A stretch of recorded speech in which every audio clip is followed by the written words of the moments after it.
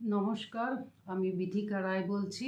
ধর্মকথা চ্যানেলের পক্ষ থেকে আপনাদের সকলকে স্বাগত জানাই। আজ আমি কুন্তির বরলাভ এবং কর্ণের জন্মকথার বিবরণ দিচ্ছি। কুন্তিভোজ রাজার পালিত কন্যার নাম ছিল কুন্তি। কুন্তি পরমা সুন্দরী গুণবতী কন্যা। রাজা কুন্তিভোজ তার কন্যার ওপর অতিথি সেবার দায়িত্ব দিয়েছিলেন। পিতৃ আজ্ঞা মতো কুন্তি অতিথি সেবা করতেন। একদিন দুর্বাসা মুনি অতিথি হিসাবে কুন্তিভোজ রাজার গৃহে আসেন। কুন্তি পরম যত্ন সহকারে পাদ্য অর্ঘ্য দিয়ে মুনির চরণ ধুয়ে দেন। নিজ হস্তে পঞ্চব্যঞ্জন মিষ্টান্ন পাক করে মুনিকে ভোজন করান এবং রত্নময় পালঙ্কে মুনির শয়নের ব্যবস্থা করেন এবং সদা সর্বদা করজোড়ে মুনির সামনে উপস্থিত থাকতেন। কুন্তির অতিথি সেবায় দুর্বাসা মুনি সন্তুষ্ট হয়ে তাকে বলেন, আমি তোমায় একটি মন্ত্র দিচ্ছি। সেই মন্ত্র জপ করে তুমি যে দেবতাকে স্মরণ করবে সেই দেবতা তোমার সামনে উপস্থিত হবে। মন্ত্র পেয়ে পৃথা, কুন্তির আরেক নাম, খুব খুশি হন।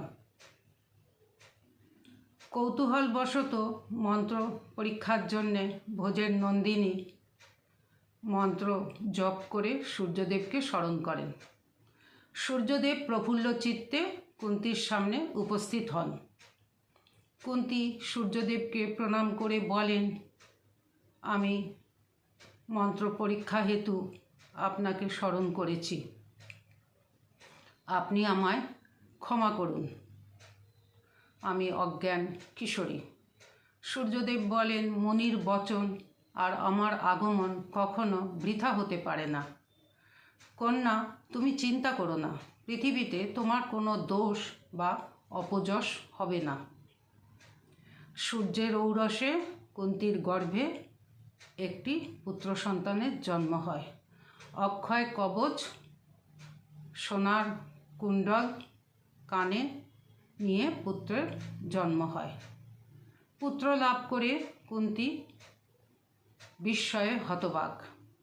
একদিকে আনন্দ, অপরদিকে কলঙ্ক, অপযশের ভয়।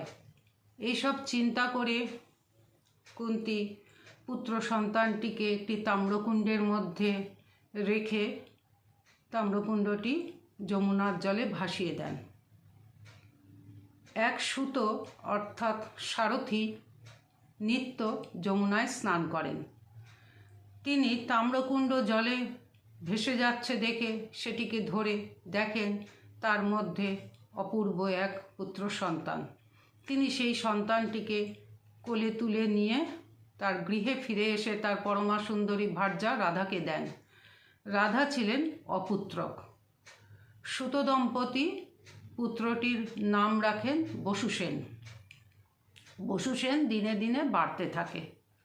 সর্বশাস্ত্রে বিশারদ, ধনুর্ধর, মহাবীর, জিতেন্দ্রীয়, দানবীর নামে পরিচিত হন।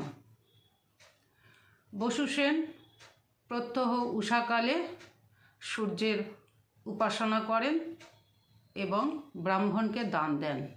একদিন দেবরাজ ইন্দ্র ব্রাহ্মণের ছদ্মবেশে তার পুত্র অর্জুনের মঙ্গল কামনায়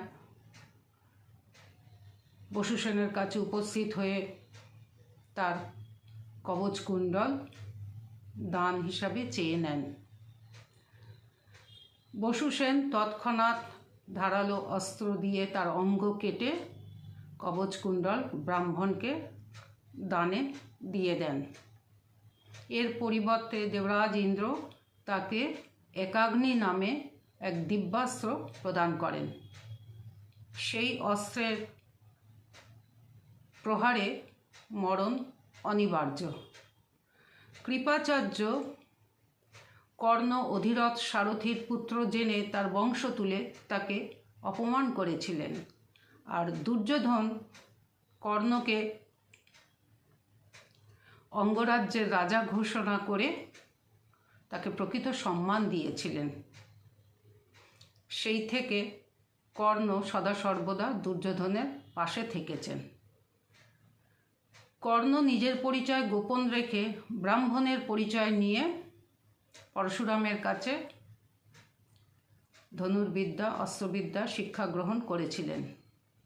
পরশুরাম ধ্যানযোগে তার প্রকৃত পরিচয় জেনে কর্ণকে অভিশাপ দিয়েছিলেন যে প্রয়োজনের সময় তোমার এই বিদ্যা কোনো কাজে লাগবে না। কুরুক্ষেত্রের যুদ্ধে কর্ণের রথের চাকা মেদিনী গ্রাস করে এবং সেই সময়ে শ্রীকৃষ্ণের নির্দেশে অর্জুন কর্ণকে বধ করেছিলেন। কর্ণ শুধু পৃথিবীতে মহাধনুর্ধর নামেই পরিচিত নন, তিনি দানবীরও বটে। যুদ্ধভূমিতে কর্ণ যখন রক্তাক্ত অবস্থায় তার অন্তিম শ্বাস নিচ্ছেন, সেই সময় ভগবান শ্রীকৃষ্ণ তার দানের পরীক্ষা নেওয়ার জন্যে এক দরিদ্র ব্রাহ্মণ সেজে কর্ণের সামনে উপস্থিত হয়ে বলেন, আমি দরিদ্র ব্রাহ্মণ, আমায় কিছু দান দিন। কর্ণ বলেন, এই অবস্থায় আমি আপনাকে কি দান দিতে পারি? ব্রাহ্মণ বলেন, তবে আপনার দানের সংকল্প কি মিথ্যা হবে? কর্ণের দুটি দাঁত ছিল সোনার। তিনি পাশে পড়ে থাকা একটি পাথর দিয়ে তার দাঁত দুটি ভেঙে আর মাটি খুঁড়ে জল বার করে দাঁত ধুয়ে সেই ব্রাহ্মণের হাতে দেন। এই দৃশ্য দেখে ভগবান শ্রীকৃষ্ণ সন্তুষ্ট হয়ে কর্ণকে বলেন, তুমি পৃথিবীতে দানবীর নামে অমর হয়ে থাকবে। তোমার দানের মহিমা যুগে যুগে প্রশংসিত হবে। এই ছিল আজকের ধর্মকথা। নমস্কার।